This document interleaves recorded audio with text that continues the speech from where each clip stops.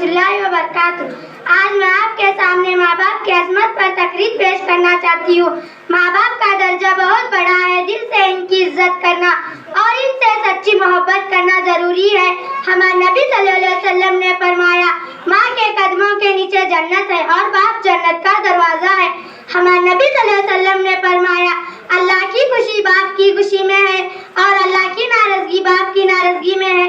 और ये हदीस में फरमाया, तेरी जन्नत दोज़ख वही दोनों है, यानी इनकी खिदमत करेंगे तो जन्नत मिलेगी, इनको नाराज करेंगे तो जहन्नम मिलेगी।